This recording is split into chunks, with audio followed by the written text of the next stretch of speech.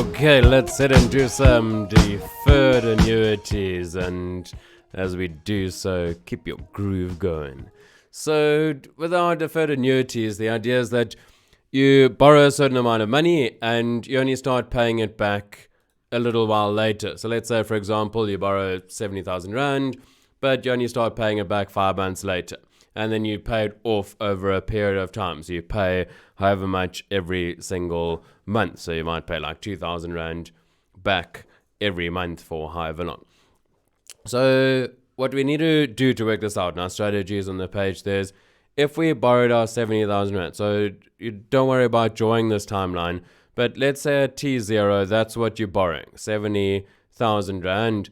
And you're only going to start paying this back, say, as I said, for example, at T5. So 5 months later, you make your first payment. Now, so at this point, you're going to start making X, for however long. And so what we need to do is this 70,000 Rand, it's not like at this stage here, you owe 70,000 Rand hiding behind me, because this money here has still been kind of accumulating interest. So we need to work out, actually, it's not that you owe 70,000 Rand here, how much do you owe? And remember that when we use our formula, so the formula that we used in this one above, let me rewind to this one, this idea of the first payment is due 1 month after the loan has been made. So you don't take the loan and start paying back straight away. It is always this 1 month later. So in other words, what we need to look at in our story over here is that we need to see at T4, how much has this grown to? So let's look at this amount here. So it's almost like you're taking out a loan at this stage and you're going to start making your payments 1 month later. So therefore, we just need to work out how much has this grown to. So we just use our usual formula that we used before, which is A equals 70,000 1 plus I to the n, where n is 4. So that crucial bit of information is just that, we've got to do that to 4, so we start paying 1 month later. So over 12, and I think whatever our, interest rate was here, I don't know what it was here. Okay, so let's head into an example. You can see I'm just dying to get into the example. You're dying to get into that example too, aren't you? Just me. Okay, well, maybe not. So here's our story for this one. Wheels Incorporated advertises a second-hand car for 71,000 Rand, and no deposit is required, but you start paying off the car 5 months later. So kind of the example we're just playing with. So for this, they're going to be 48 monthly installments at, a given percentage, compounded monthly. Calculate the monthly installment.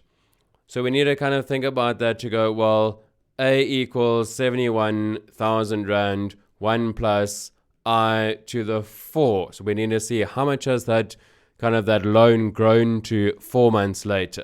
Now, interest rate was 0.132. So therefore, we can get our calculator up and see what it has to say.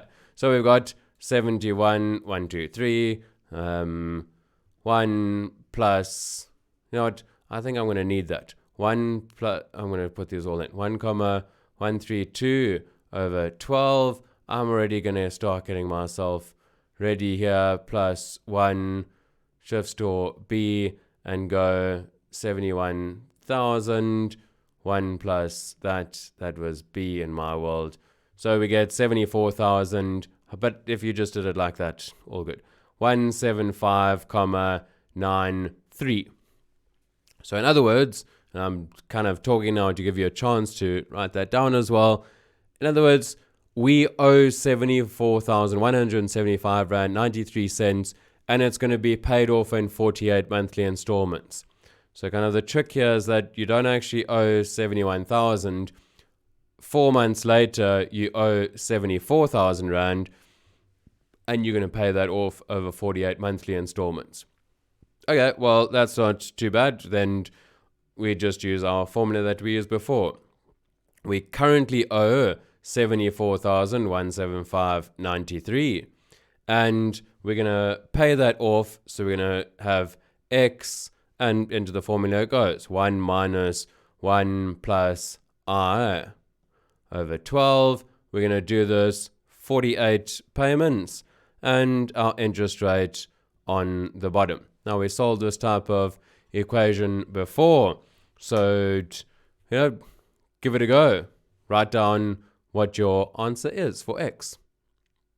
Okay, and we are back, and I'm just going to say that I get x equals 1997.33. Decided this time, and I'm not going to bore you with all these great things of, pulling the calculator's ready.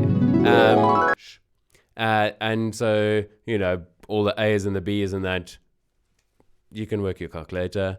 And if you can't, ask for a hand in class. Go for it. But at this rate, it would have been quicker if I just worked it out. Okay, goodbye, calculator. And that's it. That's the example. So, you know what? Let's go and groove it up to our music again as we head back.